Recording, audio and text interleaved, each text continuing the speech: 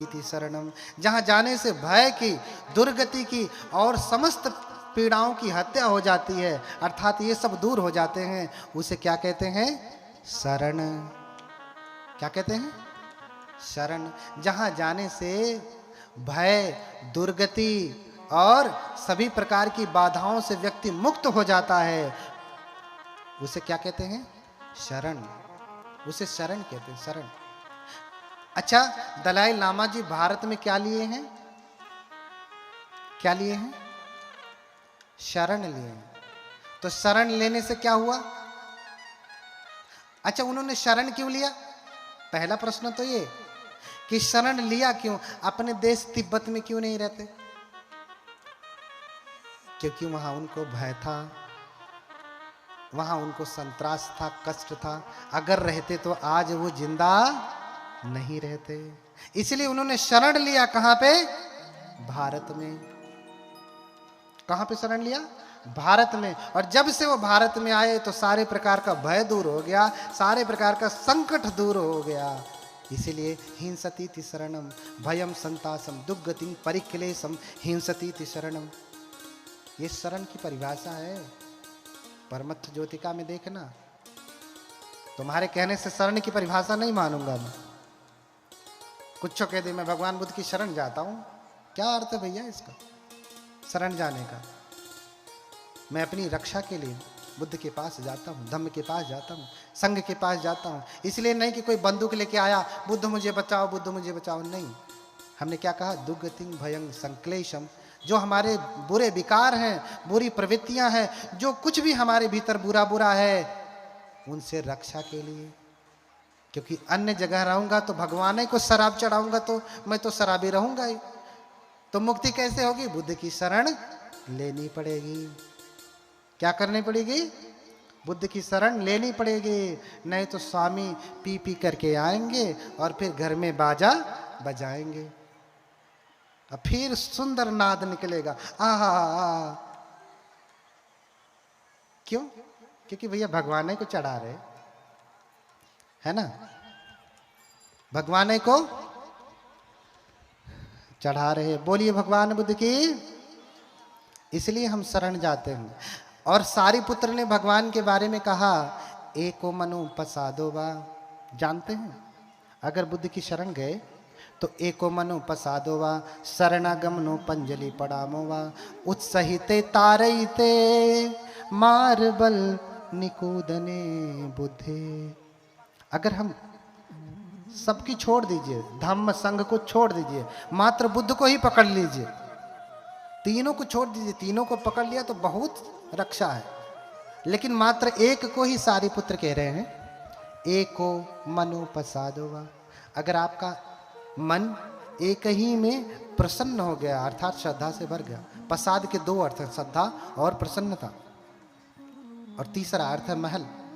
इन पाली में ये तीनों है, ठीक है? एको मनो पसादो वा शरणागमनो पंजलि पड़ामो। एक ही उस बुद्ध की शरण अगर आप चले गए, मन को प्रसन्न कर लिया, श्रद्धा से भर गए, जैसा मैंने कहा ना, तच्चित्त रत्नम ग्रहणाय सम्यक पूजाम करो में तथागताना, उनकी शरण चले गए ना, तो उत्सहिते तारईते मार्बल निकूदिने बुद्धे। तो कह रहे हैं कि इस शरण गमन के बल से, उनके प्रताप से, उत्सहित तारईते मार्बल निकूदने बुद्धे, तो मार के बंधन को तोड़ करके आप क्या प्राप्त कर लेंगे? मुक्ति प्राप्त कर लेंगे, समस्त दुखों से मुक्ति हो जाएगी। इसलिए बुद्ध का नाम जपना इतना आसान थोड़ो नहीं, हाँ? इसलिए कहा कि बुद्धो बुद्ध सुखम ददाति सरतो बुद्धो ततो दुःखरम किम बुद्धेन महिदयोपि मुनयो बुद्धेन जाता सुखी। कैसे सुखी होंगे आप? कैसे सुखी होंगे? बुद्धो बुद्ध सुखम ददाति सरतो। हाँ? बुद्ध का स्मरण करने मात्र से ही सुख प्राप्त होता है। आपका मन व्याकुल हो, खाली आकर के भगवान के समन में बैठ जाइए, ऐसे ही शांत हो जाएगा, और स्मरण करने की जरूरत ही नहीं। और जब स्मरण करेंगे तो कहना ही क्या? हाँ? एक बार भयंकर लड़ाई हुई, देव और इंद्र में। तो कहा कि अगर तुम्हें भय लगे, हाँ, तो धजगंग में उल्लो के याद ममम ही धजगंग उल्लो कैतंग यंग भविष्यति भयंग वा छम्बि तत्तंग वा लोम हंसो वा सोपहियति। हाँ, अगर तुम्हें भय लगे, देवराज इंद्र कहते हैं शक्र, जिसे शक्र कहा। दीघ निकाय में एक सूत्र है शक्पञ्य सूत्र, अर्थात शक्र का प्रश्न। शक्र यानी इंद्र। अब मैंने कल भी बताया था कि शब्द को लेकर के उलझिए मत, सत्य वही है, उनके लिए ब्रह्म सत्य है, हमारे लिए दुख सत्य है। ऐसे ही इंद्र शक्र शब्द हैं, लेकिन हमारी व्याख्या अलग है, उनकी व्याख्या अलग है। तो शक्पञ्य सूत्र है, इसी पे मेरा पीएचडी चल रहा है श्रीलंका से, केलनिया यूनिवर्सिटी से। शक्पञ्य सूत्र वो कह रहा है अपने लोगों से कि अगर तुम्हें डर लगे तो धजगंग में उल्लो के याद, मुझे स्मरण करो। मुझे स्मरण करोगे तो जो भय संत्रास है वो सब नष्ट हो जाएगा। लेकिन बुद्ध समझा रहे हैं, हंस करके कह रहे हैं, भिक्षुओं, अगर कोई उसको स्मरण करेगा शक्र को, तो भय से मुक्त नहीं हो सकता। क्यों? क्योंकि शक्र स्वयं अवीत रागो, अवीत दोषो, अवीत मोहो। शक्र क्या है? वीतरागी नहीं, उसमें स्वयं राग है। इसीलिए तो जांघ पे बैठा करके अपनी रंभाओं को शराब पिलाता है और स्त्रियों के साथ रमण करता है। जो स्वयं भोग विलास में लिप्त है वो तुम्हारी क्या रक्षा करेगा? हाँ, अवीत रागो, अवीत दोषो, अवीत मोह। वो राग द्वेष मोह से मुक्त नहीं है, इसलिए तुम्हारी रक्षा नहीं होगी। लेकिन भिक्षुओं, सचे तुम्हाकं भिक्षवे अरण्य गतानंग वा रुक्ष मूल गतानंग वा शून्यागार गतानंग वा उपज्येय भयं वा छम्बि तत्तंग वा लोमहंसो वा ममेव तस्मिन् समये अनुसरेयाथ। बुद्ध क्या कह रहे हैं? धजग्ग सूत्र में है, इसकी व्याख्या संयुक्त निकाय का है, पढ़ना। क्या कह रहे हैं? सचे तुम्हाकं भिक्षवे। लेकिन यदि भिक्षुओं तुम्हें जब डर पैदा हो, कब? अरण्य गतानंगवा, जंगल में जब तुम सब तप कर रहे हो, साधना कर रहे हो, रुक्ष मूल गतानंगवा, किसी पेड़ के नीचे बैठ करके तुम साधना कर रहे हो, तुम्हें डर लग रहा है, हाँ, शून्यागार गतानंगवा, उपज्येय भयं वा छम्बित। अगर तुम्हारे भीतर भय, संत्रास, रोमांच पैदा हो रहा है, भय के भी कई प्रकार हैं। एक तो भय थोड़ा सा लगता है, संत्रास, कंपकपी आ जाती है। तीसरा, इतना भय कि रोंगटे भी खड़े हो जाते हैं, भयं संतासंग, हाँ, लोम हंसो। ये 3 प्रकार के भय हैं। कितने प्रकार के भय? ये तीनों भयों से तुम निर्भय हो जाओगे। कब? ममेव तस्मिन् समये धजगं ममेव तस्मिन् समये अनुसरेयात। उस समय मुझे स्मरण करना। किसको? बुद्ध को स्मरण करना। कैसे स्मरण करना? इतिपिसो भगवा अरहं सम्मा संबुद्धो विद्याचरण संप। ये तुम कहना, इसका स्मरण करना कि ऐसे हैं भगवान, अरहत हैं, सम्यक संबुद्ध है, विद्याचरण है, सत्ता है, देवताओं और मनुष्यों के गुरु हैं। बिगड़ैल भी बिगड़ैल व्यक्ति को ऐसे नियंत्रण में कर लेते हैं जैसे कोई बिगड़ैल घोड़े को नियंत्रण में कर लेता है। बुद्धो भगवाति, बुद्ध है, भगवान है वो। नोचे मंग अनुसरयात अथ धम्मंग अनुसरयात। अगर बुद्ध को न स्मरण करना तो धर्म को स्मरण करना। स्वाखा तो भगवता धम्मो संदिष्टि को। अगर धर्म को नहीं, नोचे धम्मंग अनुसरयात अथ संघंग अनुसरयात, संघ को स्मरण करना, संघ को याद करना। एवं बुद्धं सरंतानं धम्मं संगं च भिक्खवो भयं वा छम्भि तत्तं वा लोमहंसो वा हेस्यति। हाँ, तो इस प्रकार से बुद्ध का, अगर आपको डर लगता है ना, तो क्या करना है? बुद्ध का स्मरण करना है। मैंने पहले ही कहा कि बुद्ध की कथा कोई हवा में ऐसे कोई बैठ करके लेखक नहीं लिख दिया है। ये ऐतिहासिक घटनाएं हैं, ये हुई हैं, इतिहास इसका प्रमाण है। और वहीं से मैं बोल रहा हूं, उन्हीं ग्रंथों से बोल रहा हूं जो छठ संगायन में बाबा साहब द्वारा अनुमोदित है, उन्हीं से बोल रहा हूं। इसलिए बुद्धो बुद्ध सुखं ददाति सरतो। बुद्ध का स्मरण करने से सुख होने लगता। जैसे ही बुद्ध का स्मरण करना शुरू किया, क्या पैदा होने लगता है? सुख पैदा होने लगता है। लेकिन बुद्धो ततो दुःखकरम, बुद्ध का स्मरण करना इतना आसान है क्या? कितने लोग करते रहे, बुद्ध को तो बहुत दिनों से मानते रहे, कभी स्मरण किया? किया क्या? इधर बैठे हैं आचार्य जी, कभी किया? दुनिया को ज्ञान देते फिरते हैं, कभी कराया बुद्ध का स्मरण? अब देख लेना, ऐसे ऐसे आचार्य ज्ञान देंगे तो न जाने क्या होगा।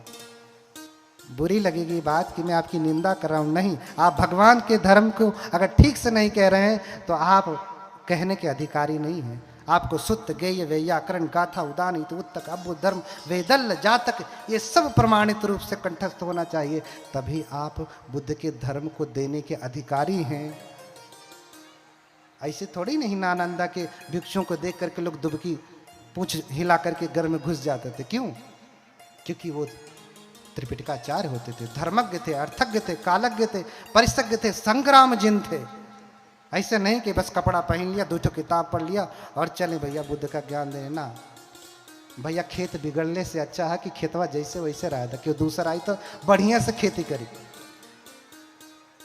गलत कह रहा हूं? फसल खराब करने से अच्छा है कि वो ही मत, कोई आएगा तो कम से कम अच्छे से खेती करेगा। हाँ, कभी भी बुद्ध की स्मृति कराते हैं ना? नहीं कराएंगे, इतना आसान नहीं है। बोलिए भगवान बुद्ध की। मैं जानता हूं मेरी बातें बहुत कड़वी हैं, तो मत बुरी लगे, मैं तो सच ही कहूंगा, झूठ थोड़ी ना बोलूंगा। झूठ बोलने के लिए बनते थोड़ी ना बना हूं। कम से कम जब तक धर्म कहूंगा तब तक तो गलती से भी झूठ नहीं बोलूंगा। इतना ऊंचा बैठाया का झूठ बोलने के लिए, वहीं बैठ करके बोल देता 2-4 तो झूठ। हाँ, बुद्ध होता तो दुष्करम, बुद्ध दुष्कर है बुद्ध का स्मरण करना। किम बुद्धेन महिधयोपि मुनयो, अरे बुद्ध से बड़ा शक्तिशाली कोई है क्या? बताओ। लोग कहते हैं कि बहुतों के पास पंख थे, उड़ करके दूसरे देश में चले गए। बुद्ध के पास तो तुम पंख भी नहीं मानते हो, फिर भी बुद्ध को लाइट ऑफ एशिया कहा जाता है। अरे वो तो तब कहा गया सैकड़ों वर्षों पहले, आज तो बुद्ध क्या है? लाइट ऑफ द वर्ल्ड है। किसी भी क्रिश्चियन के घर में भी जाके देखो तो बुद्ध मिलेंगे। और एक राज की बात बताता हूं, राज की। अब तो क्रिश्चियन पादरी बनने के लिए भी 2 विपश्यना शिविर बौद्धों का करना अनिवार्य हो गया, तभी वो पादरी बनेगा। हाँ, ये गोपनीय बात है। और तुम बुद्ध को इतना कमजोर समझते हो। किम बुद्धेन महिधयोपि मुनयो, बुद्ध से बड़ा रिद्धिशाली सुपर नेचुरल पावर में कौन है? मैंने कहा ना, ज्ञान प्राप्त हुआ और जा रहे हैं भगवान, नाविक से कहा कि मुझे जरा पार करा दो। बोला कि 10 कासार्पण लगेंगे। भगवान के पास कहाँ भौतिक संपदा है? बोले मेरे पास तो 10 कासार्पण नहीं है। तो बोले बैठो फिर इधर, मैं नहीं पार कराऊंगा। बोले ठीक है। भगवान फिर गंगा नदी के जल पर ऐसे चलते चलते गंगा नदी को पार कर गए, जैसे कोई जमीन पे चलता है। भगवान बुद्ध पानी पे चलते चलते चलते पार हो गए। मैंने बताया कि भगवान बुद्ध 4 बार श्रीलंका गए। कौन सी फ्लाइट से गए बताओ? वहां का इतिहास लिख रहा है, महियंगमं नागदीपं कल्याणं पदलांचलम दिवागुहम दिघवापि चेतियं चंबुतिंगनं, ये स्थान है, जाकर के देखना। हाँ, बोलो भगवान बुद्ध की। किम बुद्धेन महिधयोपि मुनयो, बुद्धेन जाता सुखी, बुद्ध से ही सुखी होंगे आप, अन्यथा कटारी लेकर के दौड़ेंगे। धर्म की रक्षा कटारी से नहीं होती। इसका मतलब कि तुम्हारे धर्म में बल नहीं है, तुम कटारी दिखा रहे हो। कटारी की क्या जरूरत है? बुद्ध कभी कटारी लेके चलते हैं? न जाने कहां कहां तक बुद्ध चले गए। अंगुलीमाल के सामने जो 1999 की हत्या करने वाला है, उसके सामने बुद्ध कटारी लेके जाते हैं क्या? AK-47 राइफल ये वो लेके जाते हैं क्या? नहीं। बुद्ध की वाणी इतनी सामर्थ्यवान है, कटारी क्या करेगी उसकी? बुद्ध को कोई छू नहीं सकता। नालागिरी हाथी जब मारने के लिए आया, देवदत्त ने शराब पिला करके कहा, भेजा हाथी को, और उस समय भगवान गलियों के बीच में यात्रा चारिका कर रहे थे। सुबह का समय है, चारिका कर रहे हैं, भगवान जा रहे हैं। जाने के 2 ही रास्ते, या तो इधर या तो इधर। तो इधर से आ रहे हैं फिर इधर से हाथी छोड़ दिया। अब निकलने के रास्ते किधर हैं? पीछे के ही। आगे हाथी आ जाएगा तो मार डालेगा। हाँ, भयंकर हाथी। शराब पिला दिया उसे इतना कि वो पागल हो गया। चिंगाड़ करता हुआ आया मारने के लिए श्रमण गौतम को। सभी नगर के वासी, अरे श्रमण गौतम भाग जाओ, भाग जाओ, भगवान भाग जाओ, ये हाथी पागल है, मार डालेगा, कुचल डालेगा। भगवान के साथ बनते आनंद है। कहते भगवान वापस चलिए, नहीं तो ये हाथी कुचल देगा। भगवान कहते आनंद, तथागत की अकाल मृत्यु नहीं हुआ करती। क्या कहते?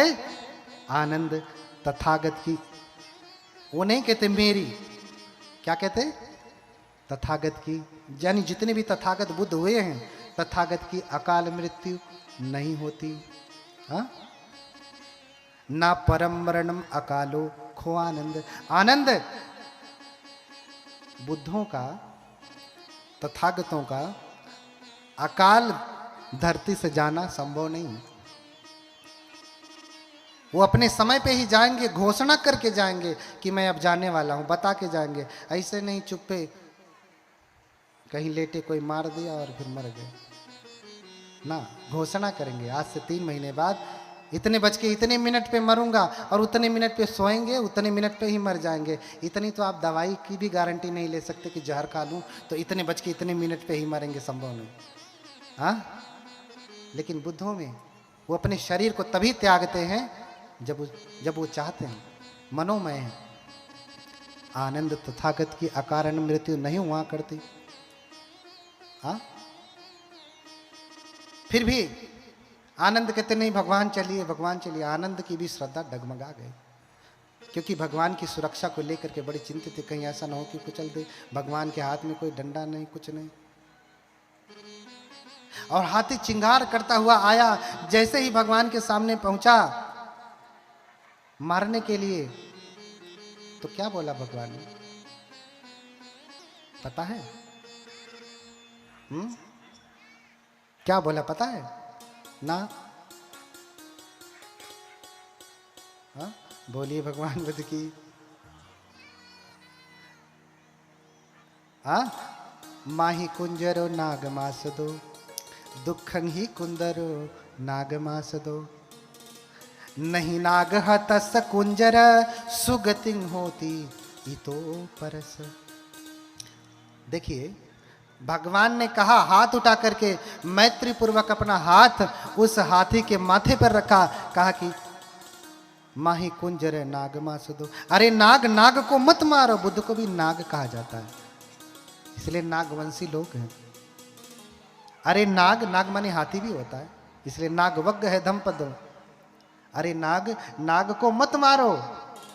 दुखं ही कुंजर नागमास दो। अरे नाग को मारना, बुद्ध को मारना बहुत बड़ा दुख का कारण है। नहीं नाग हतस कुंजर, नाग की हत्या करने से, बुद्ध की हत्या करने से सुगतिंग होती तो न सुगतिंग होती तो परस। सुगतिंग नहीं होती, ना तो यहां सुगति होगी, ना तो मरने के बाद तुम्हारी सुगति होगी। संभल जा, बस इतना ही कहा और हाथी समझ गया। अब वैज्ञानिक कहेंगे कि बुद्ध ने कहा और हाथी भगवान की बात समझ गया। बोलिए भगवान बुद्ध की। अब ठीक से धर्म भी नहीं कह पाता हूं, क्योंकि बीच में वैज्ञानिकता अड़ जाती है, उत्तर उनके लिए भी पढ़ना पड़ता। अब वैज्ञानिक कहेंगे कि भगवान ने कहा और हाथी सुन लिया, समझ गया। ऐसा कैसे हो सकता है? हाँ, ऐसा तो नहीं होगा। एक उदाहरण से समझाता हूं, कैसे समझते हैं। बुद्धों का कितना सामर्थ्य है। किम बुद्धेन महिधयोपि मुनियो। मैं ऐसा कह रहा हूं तो हवा में नहीं कह रहा हूं। आप चूलनिका धातु सूत्र पढ़िए, अंगुत्तर निकाय का चूलनिका सूत्र पढ़िए उसको। बुद्ध का कितना सामर्थ्य है। बुद्ध जहां चाहे अपनी आवाज को पहुंचा सकते हैं, जिस भाषा में चाहे उस भाषा में पहुंचा सकते हैं। हाँ, बहुत समय पहले इधर महाराष्ट्र में एक बूढ़ा व्यक्ति, उसको पता चला कि अरहत नहीं हुआ। किसी ने कहा कि जाओ भगवान के पास, उस श्रावस्ती में है। भागा भागा आता है। महाराष्ट्र का व्यक्ति पाली तो बोलेगा नहीं ना। हाँ, उस समय 6 भाषाएं थी बुद्ध के समय में। बुद्ध पाली बोलते थे। जैसे हम आज यहाँ हिंदी बोलते, महाराष्ट्र में जाएंगे मराठी बोलते हैं। अब वहां से भागा भागा व्यक्ति आया और भगवान को पूछा। लोगों ने कहा कि भगवान चारिका करने गए हैं, भगवान चारिका करने गए हैं, आज जाएंगे तो मिल लेना। बोले मेरे पास इतना समय नहीं है, 100 वर्ष से अधिक हो चुका हूं, कभी भी मर सकता हूं, इसलिए मेरे पास रुकने का समय नहीं, इसलिए नहीं रुकूंगा। भागा भागा जाता गलियों में और भगवान के पांव पकड़ लेता। भगवान देशेषु भगवा धर्मम, भगवान धर्म की देशना दे, मुझे धर्म बताए। भगवान कहते अरे ब्राह्मण, अभी मैं चारिका कर रहा हूं। चारिका का मतलब भीख नहीं मांगना होता। हाँ, चारिका किसे कहते हैं बताओ? बहुत लोग चारिका करवा रहे हैं, जरा उनसे पूछना चारिका की परिभाषा क्या है। लिख के दे रहा हूं, परिभाषा नहीं बता पाएंगे, क्योंकि मैं जानता हूं कि चारिका की भगवान चारिका क्यों करते हैं। बोलिए भगवान बुद्ध की। जिसे चारिका की परिभाषा नहीं पता वो चारिका कराता है। हाँ, और लोग कहते हैं वाह वाह वाह वाह, बहुत बढ़िया काम हो रहा है, बहुत बढ़िया काम हो रहा है। हाँ, जाका गुरु अंधला चेला खड़ा, निरंध अंधो अंधे ठेलिए दोनों कोप, यही तो हो रहा है। धकेला उल हो रही है, चला तनी आगे चला।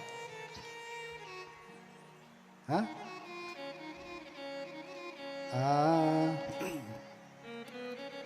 क्यों भगवान चारिका करते हैं?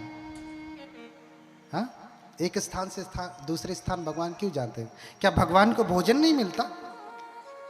हाँ, भगवान को भोजन नहीं मिलता? अरे हम जैसे सामान्य बनते हैं तो भी उनको भोजन खिलाने के लिए पूछिए। उषा जी, इनकी पूरी टीम से लोग झगड़ा कर लिए, सुबह ही घमासान लड़ाई हुई है कि आपने मुझे नहीं खिलाने दिया, आपने मुझे नहीं खिलाने दिया। हमारे जैसे सामान्य व्यक्ति जिसको कुछ नहीं पता, कुछ भी ज्ञान नहीं, हाँ, कुछ भी बुद्ध के आगे हम लोगों की कोई औकात नहीं, चरणों की धूल भी नहीं, उनको खिलाने के लिए लोग लड़ाई कर रहे हैं, झगड़ा कर रहे हैं। तो बुद्धों को क्या भोजन की कमी थी जो मांग के खाते थे ना? हाँ, क्यों चारिका करते थे? पूजा नाम चैत्य भावम पुण्यार्थम चैव देहि नाम। किस लिए चारिका करते थे? पूजा नाम चैत्य भावम पूजार्थम चैव देहि नाम श्रावकानेक वासार्थम अनासक्तिम च दर्शयन एतादि प्रदर्शनाय बुद्धोचरित चारिका। बुद्ध किस लिए चारिका करते हैं? इसलिए कि एक ही जगह रहेंगे तो श्रावक कहीं ये न समझ लें कि भगवान अक्के मंदिरवा में रहते हैं, यह अनाथ पिंडी का जेतवना राम इनको बड़ा अच्छा लगता है, कहीं जाते ही नहीं छोड़ करके, इनको इस मंदिर से मोह हो गया। इसलिए भगवान चारिका करते हैं कि उनको ये न लगे। हाँ, अनासक्तिम तो दर्शन, और अनासक्ति को दिखाने के लिए कि भगवान के भीतर कोई आसक्ति नहीं है। पूजा नाम चैत्य भावम पुण्यार्थम चैव देहि नाम। और अगर बुद्ध एक ही जगह रहेंगे तो क्यों कोई पूजा कर पाएगा उनकी? कोई उन्हें दान देकर के पुण्यार्जन कर पाएगा? तो फिर बुद्ध महाकारुणिक कैसे होंगे? तो बुद्ध दूसरों को भी अवसर देते कि तुम दो भोजन। राजा का भी भोजन ठुकरा करके एक गरीब के यहाँ, जिसके यहाँ एक समय का भोजन नहीं, उसके यहाँ जाते हैं भगवान। क्यों? क्योंकि उसके ऊपर अनुकंपा करते हैं। बात बहुत लंबी है, चारिका के और अर्थ है। मैं बता रहा था, पांव पकड़ लिया, कहता है देशे तो भगवान धर्म की देशना करे। भगवान कहते हैं अरे ये धर्म की देशना का समय नहीं, ये धर्म की देशना का समय नहीं, अभी मैं चारिका कर रहा हूं, बाद में तुम्हें उपदेश करूंगा। बोले भगवान मेरे पास समय नहीं, अगर आपने मुझे देशना नहीं दिया, उपदेश नहीं दिया तो मेरी मृत्यु हो जाएगी, मेरे पास समय नहीं। तो भगवान ने उपदेश दिया, दिट्ठे दिट्ठ मत्तं भविष्यामि सुते सुत मत्तं भविष्यामि थी। उपदेश दिया, 2 सूत्र बताए, देखने में मात्र देखना, सुनने में मात्र सुनना। अब इसकी धर्म की गंभीर व्याख्या बुद्ध ने पाली में कहा, और वो ब्राह्मण पाली नहीं जानता लेकिन समझ गया। एक दूसरी बात आप समझिए, बुद्ध जब उपदेश करते थे उनके साथ हजारों हजारों भिक्षु संघ होते थे। कितने? 1000 से कम तो कभी हुआ नहीं करते थे। जितने आप लोग बैठे हैं ना, जितने आप लोग बैठे हैं ना, उनसे ज्यादा तो भगवान के भिक्षु हमेशा साथ में रहते थे, आपसे ज्यादा। और भगवान को सुनने के लिए हर दिन शाम को राजा महाराजा गृहपति सब लोग आते थे, हजारों हजारों की संख्या हो जाती थी। भगवान उपदेश करते थे तो जितना पहले वाला सुनता था उतना अंत वाला भी सुनता था। बताइए, क्या भगवान माइक लगा के बोलते थे? ये था आहूजा वाला, कौन दूसरे कंपनी का रहा? ये था क्या? नहीं था। लेकिन जितना आगे वाला सुनता था उतना ही पीछे वाला। तो माइक नहीं था तो इसका मतलब क्या? आगे वाला सुन लिया, पीछे वाले ऐसे चुपचाप मच्छर मारते थे? नहीं ना, वो भी सुनते थे, वो भी। अब बुद्ध चिल्ला के भी नहीं कहते अरे सुनो भिक्षुओं, सुनो सुनो, ऐसा नहीं कहते। क्यों? बुद्ध परम संयमी है। हम लोगों का संयम टूट सकता है, बुद्ध का संयम नहीं टूटता। बुद्ध का संयम नहीं टूटता।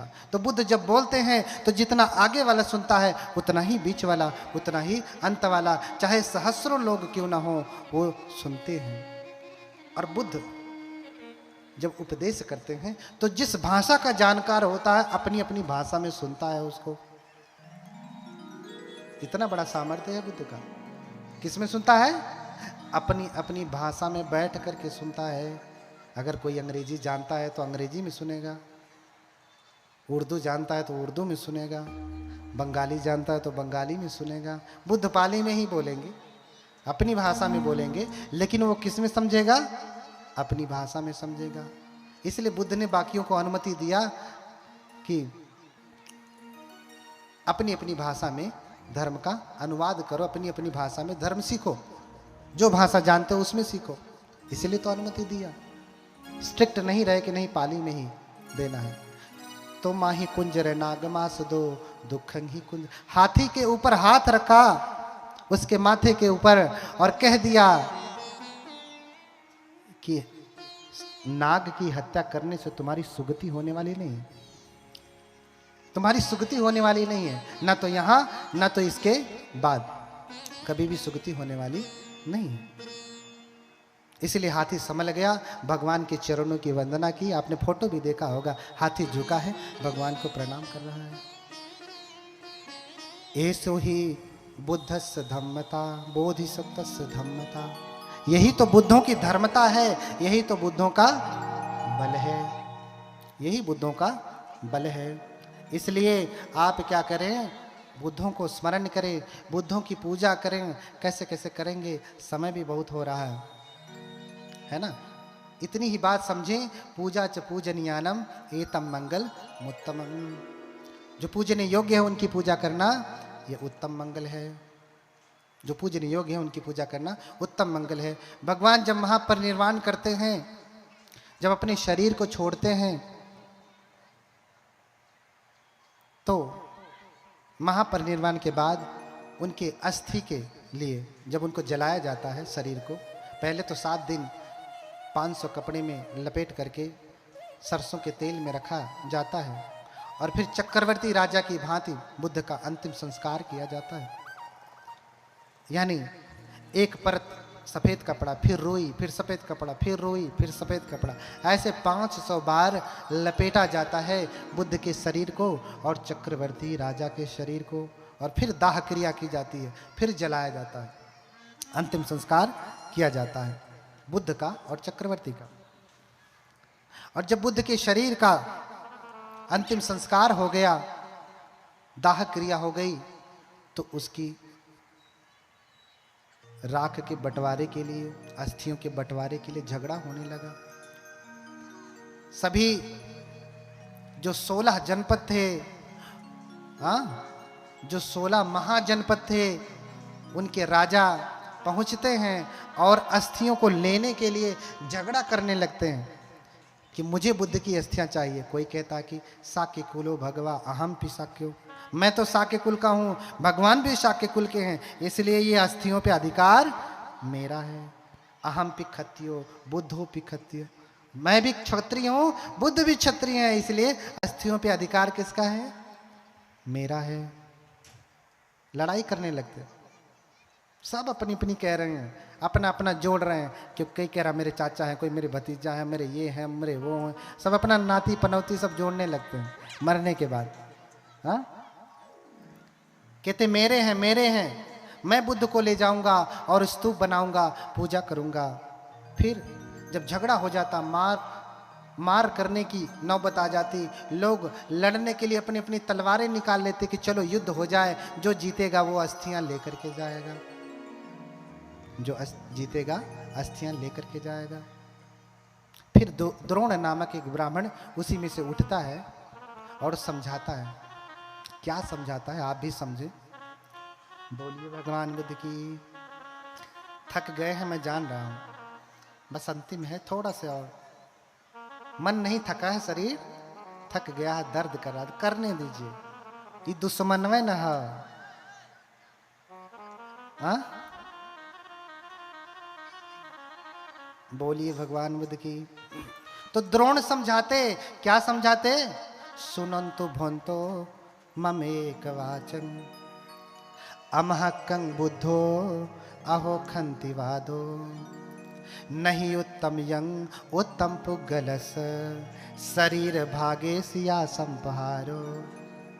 कहते हैं कि मेरी सभी बातें सुने, सभी लोग सुने। क्या सुने?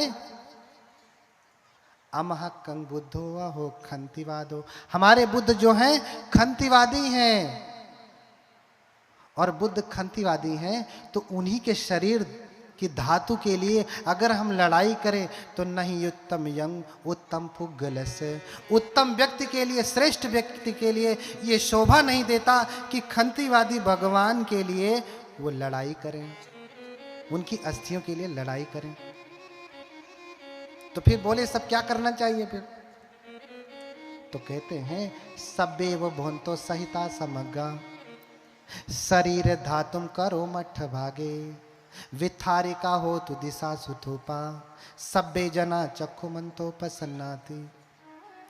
कहते हैं कि सभी लोग प्रसन्न होकर के क्या करें? इन अस्थियों को 8 भागों में बांट लीजिए। क्या करें? 8 भागों में बांट लीजिए और अपने अपने जगह पे ले जाइए, अपने अपने राज्य में ले जाइए, वहां वहां स्तूप बनाइए। और अगर एक स्तूप बनाएंगे तो अधिक लोग पूजा नहीं कर पाएंगे, सभी लोग एक जगह नहीं पहुंच सकते। कुछ लोग सारनाथ जा सकते हैं, कुछ लोग बोध गया जा सकते हैं, कुछ लोग लुम्बिनी जा सकते हैं, कुछ लोग कुशीनगर जा सकते हैं ना। तो 8 जगहों पे बनाएंगे तो लोगों के लिए पहुंचना आसान होगा। जिसके लिए जो स्तूप नजदीक होगा वहां पहुंच करके बुद्ध की पूजा कर लेगा। बोलिए भगवान बुद्ध की। तो झगड़ा छुड़ाया, झगड़ा छुड़ाया। 8 भागों में अस्थियां बची और जिस पात्र से बांटा उस पात्र को द्रोण ने अपने पास रख लिया और उसने स्तूप बनवाया। और जहां भगवान को जलाया गया था, जिसे आज रामा भार स्तूप कहते हैं ना, वहां पे स्तूप बनाया गया। क्या किया गया? स्तूप बनाया गया। और महापरिनिर्वाण से पहले भगवान ने आनंद को निर्देश दिया था। क्या निर्देश दिया था? कि आनंद, ये जो श्रद्धालु कुलपुत्र है ना, कुलपुत्रियां हैं, इनको 4 धामों की यात्रा करनी चाहिए। किसकी? 4 धामों की यात्रा करनी चाहिए। यथच भगवा जातो यथ यानंग पटिलाभो यथच धम्मंगाकाश यथच परिनिब्बुतो। जहां भगवान ने जन्म लिया, जहां ज्ञान प्राप्त किया, जहां पहला उपदेश दिया और जहां परिनिर्वाण प्राप्त किए, ये चारों स्थान पर जितने भी बौद्ध लोग, आज की भाषा में कहें तो जितने भी बौद्ध लोग हैं, बुद्ध को मानने वाले लोग हैं, उनको अवश्य दर्शन के लिए जाना चाहिए।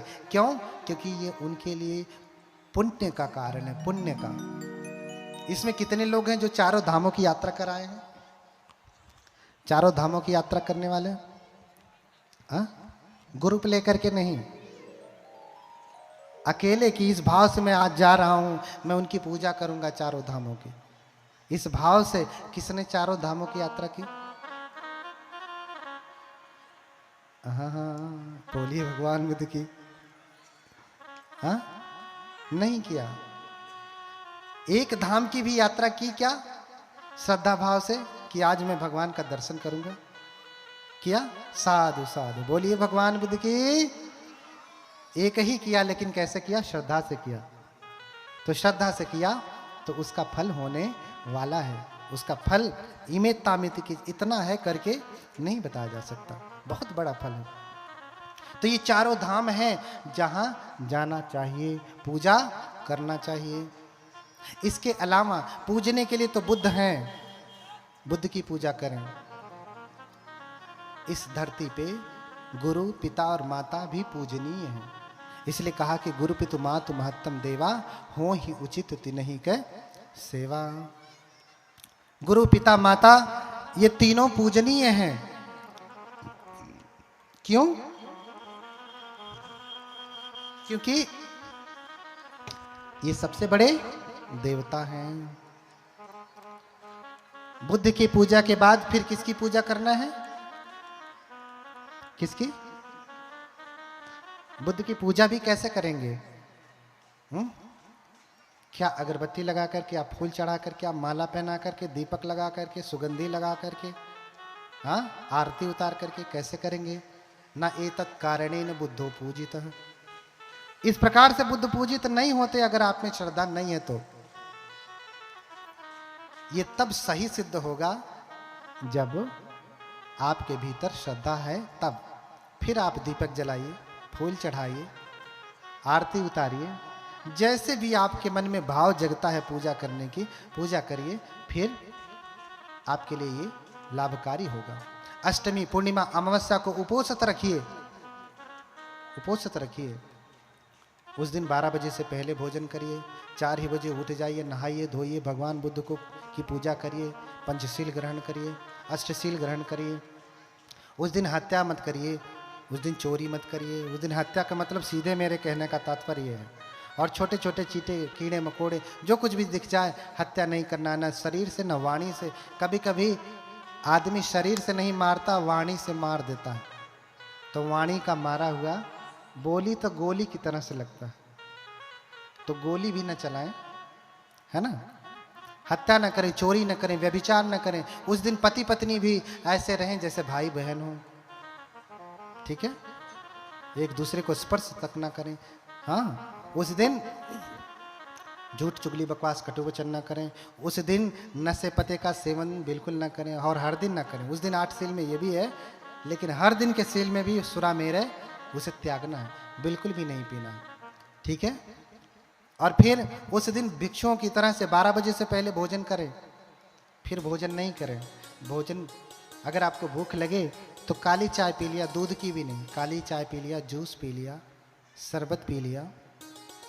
बहुत नहीं रहा जा रहा तो एक आध फल खा लिया, थरिया भरना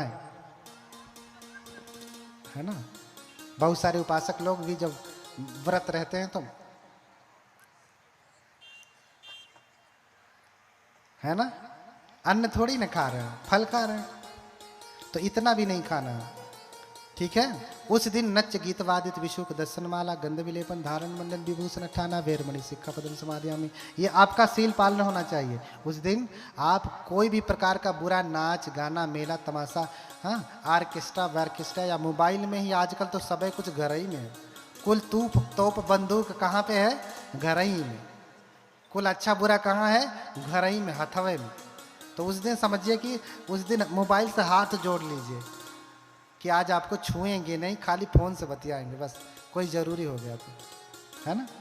अब वो भी बतियाते हुए सील का पालन करेंगे। झूठ चुगली बकवास कटु वचन जितना कम बोलेंगे उतना ही आप सत्य का पालन कर पाएंगे। क्योंकि जब भी बोलेंगे कुछ बढ़ा के बोल देंगे, कुछ घटा के बोल देंगे, कोई बात कड़वी लग जाएगी तो टटिया के बोल देंगे, है ना। ऐसा नहीं करना है उस दिन, ठीक है। और फिर क्या करना है? उस दिन ऊंचे आसन पे नहीं सोना है, उस दिन ऊंचे आसन पे नहीं सोना है। उस दिन नॉर्मल गद्दे पे सोइए, जैसे ये लगा है ना आपका, इसमें बहुत मखमली नहीं, ऐसे लगाया, और जमीन पे सोइए, जमीन पे लेट जाइए, बेड बिस्तरा नहीं। उस दिन एक सन्यासी की तरह जीवन व्यतीत करिए, एक भिक्षु की तरह जीवन व्यतीत करिए कि हाँ वो सोए। हम लोग भी अपने विहारों में नीचे ही सोते हैं। अब उपासकों के यहाँ आने के बाद उपासक कहते बनते यहाँ सोइए, यहाँ सोइए। जहाँ सुला देते हैं वहाँ सो जाते हैं, जहाँ बैठा देते हैं वहाँ बैठ देते हैं, जो खिला देते हैं वो खा लेते हैं, क्योंकि अब उसके उनके ऊपर आधारित है। लेकिन कुछ अनुचित कराएंगे तो नहीं करेंगे। हाँ, इतने भी अधीन नहीं कि कुछ कहें बनते जी थोड़ा गरिया दीजिए, तो गरियाएंगे नहीं। इतने भी अधीन नहीं, घर छोड़ के चले जाएंगे लेकिन ऐसा करेंगे नहीं। इसलिए ऐसा खर्रा व्यक्ति थोड़ा बुरा लगता है। और भंते पीड़ित से एकदम कांटा की तरह से चुभते हैं। इसे चुभ रहे तो चुभे, क्या कर सकते हैं। हाँ, बुद्ध से ऐसे थोड़ी ना लोग जलते थे। क्यों जलते भैया? बुद्ध तो सच बोल रहे हैं, करुणा मैत्री की बात कर रहे हैं, तो भी लोगों को चुभते थे। लोग मारने के लिए इतना प्रयास करते थे, हाथी छोड़ते थे, पहाड़ ढकेल देते थे, हाँ, आदमियों को भेज देते थे जाओ मारो, लांछन लगा देते थे। चिंचार की कथा सुना है ना, सुंदरी की कथा सुना है? क्यों? बुद्ध ने कभी किसी का अहित नहीं किया, सिर्फ सत्य बोला, तो भी चुभते थे। क्यों? क्योंकि सच बोलने से झूठों की दुकानदारी गिरती है, उसके मान मर्यादा के ऊपर प्रश्न आ जाता है। तो इसलिए पाली में उपोषित कहते हैं, है ना, पाली में उपोषित कहते हैं। और व्रत को पाली में कहें तो वत्त कहा। लोग व्रत को लेकर के भी झगड़ा करने लगते, गुणोपपज्यति। हाँ, ये श्लोक है, वत्तंगना परिपूरेंतो, जो व्रत पूरा नहीं करता है। वत्त शब्द आया हुआ है, वत्त भी होता, वत्त यानी व्रत, वत्त यानी व्रत। जो व्रत पूरा नहीं करता उसका शील भी पूरा नहीं होता है। इसलिए उपोषित व्रत आपको पालन करना ही चाहिए। अष्टमी, पूर्णिमा, अमावस्या को आप ये व्रत करिए। व्रत में क्या है?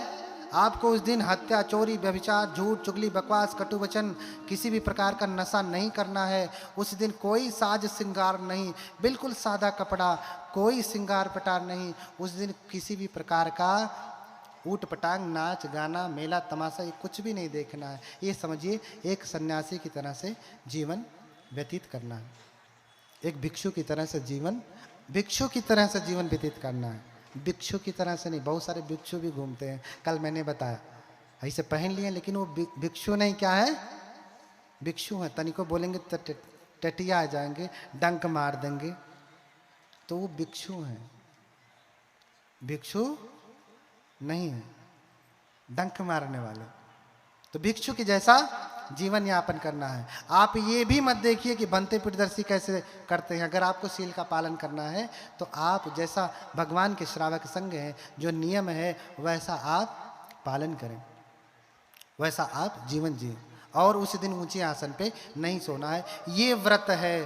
तो शील का पालन करते करते उद बिंदु निपातेन उद कुंभोपि पूरति धीरो पुण्यस थोक थोकंपि याचिनो। जैसे बूंद बूंद करके घड़ा भर जाता है, ऐसे थोड़ा थोड़ा करके व्यक्ति पुण्य का घड़ा भर लेता है।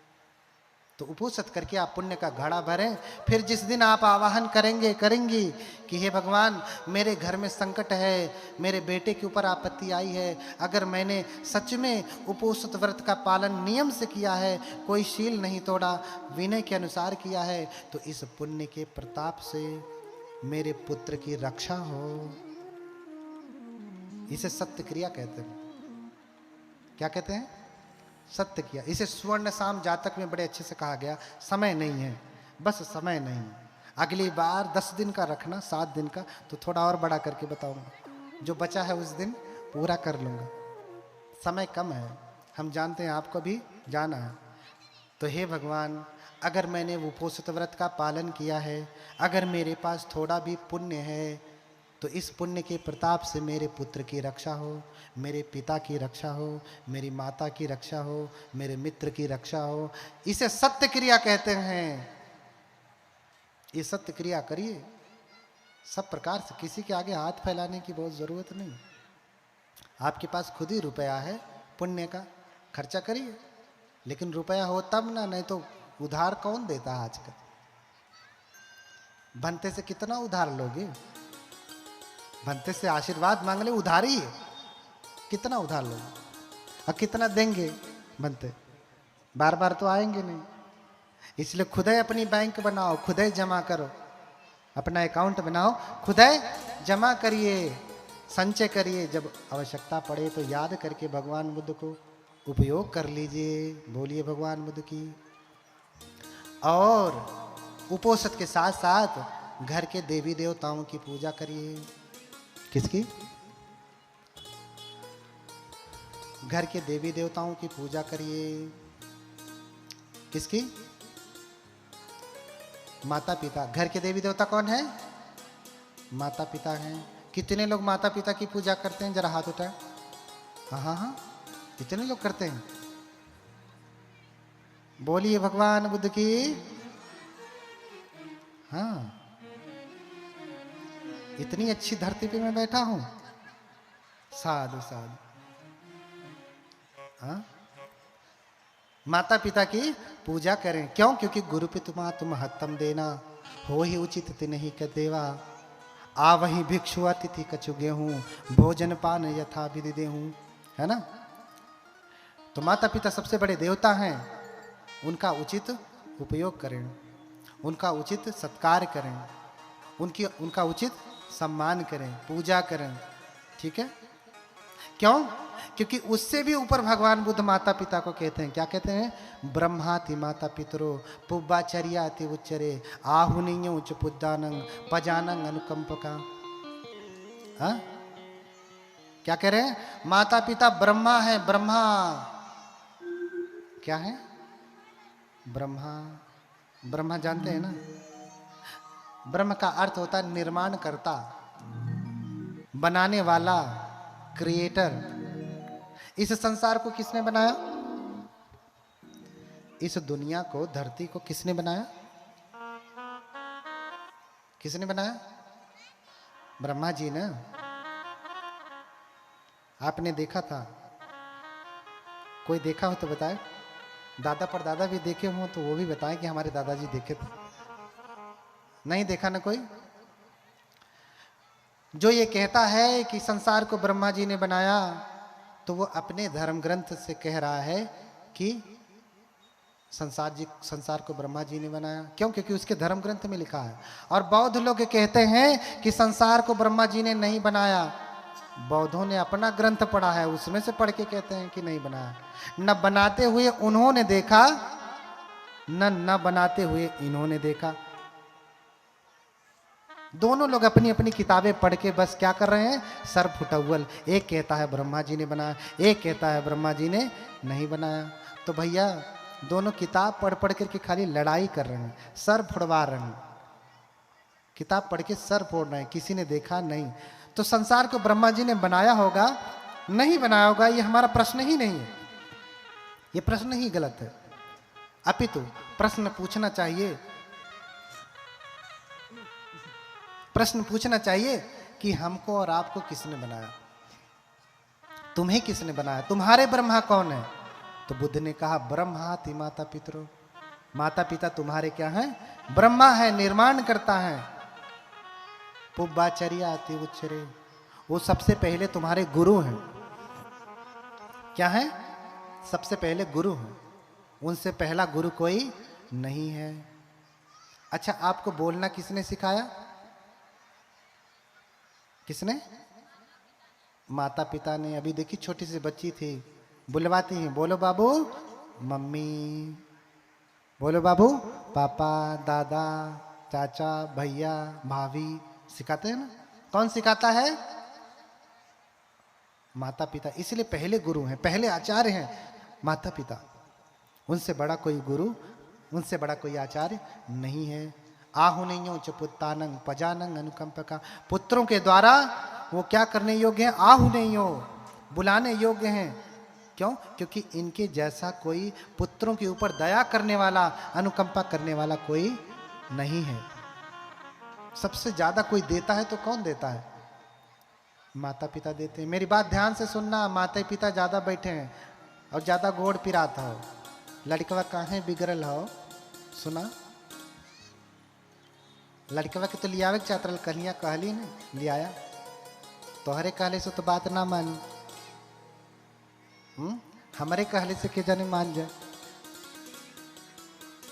हाँ, आपके कहने से मानता तो अब तक मान चुका होता, लेकिन नहीं मानेगा। मैंने इसलिए कहा कि खुद आए, बेटे बेटियों को लेकर के आए, कथा उनके लिए ज़्यादा ज़रूरी है। आपकी तो गई, हाँ, बहुत गई थोड़ी रही, थोड़ी भी अब जाए, वो भी जाने वाली है ना। तो सबसे बड़ी दया करने वाले कौन है, देने वाले कौन है? माता पिता, वही देते हैं और कोई नहीं देता। अनुकंपा वही करते हैं, हाँ, आशीर्वाद देते हैं और कोई दूसरा नहीं देता। इसलिए माता पिता सबसे बड़े देने वाले हैं। उनकी सेवा करना, उस साधने न नापने न पादानंग धोवने न च, क्या करना? उनकी सेवा कैसे करना, पूजा कैसे करना? उस साधने न नापने न पादानंग धोवने न च। अच्छा, जो जो लोग कह रहे थे कि हम माता पिता की पूजा करते हैं, तो पूजा कैसे होती है? जैसे हम बुद्ध की पूजा कैसे करते हैं? बुद्ध की मूर्ति को नहलाते हैं, पोंछते हैं, धूप चढ़ाते हैं, अगरबत्ती चढ़ाते हैं, फिर बैठ के प्रणाम करते हैं। तो आप अपने माता पिता की पूजा कैसे करते हैं? उस साधने न नापने न पादानंग धोवने न च। पूजा करने का विधान भगवान बता रहे हैं। क्या करना? नहलाना। और क्या करना? मर्दन करना, मालिश करना। कितने लोग अपने माता पिता का गोड़ दबावे ने, हाथ पांव? हाँ, यार का तो संख्या कम होगी। हाँ, उस और अपने आप को बौद्ध कहते बैठे, और हो सकता है माता पिता ना हो तो बात अलग है ना, तब तो कोई प्रश्न ही नहीं। क्या आपने ऐसा किया था? हो सकता है ज्ञान नहीं रहा हो, क्योंकि हम जो कहते हैं वो बच्चे देख करते नहीं, जो हम करते हैं वही देख के सीखते हैं। अगर आज हम करेंगे तो कल वो वही पालन करेंगे। हाँ,